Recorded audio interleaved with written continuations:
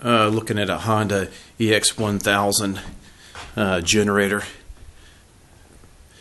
Probably could be cleaned up just a bit. It's a little dusty here and there. It runs pretty well, as you can see.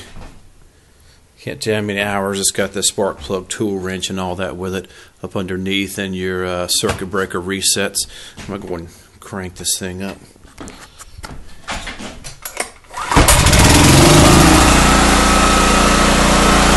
No smoke.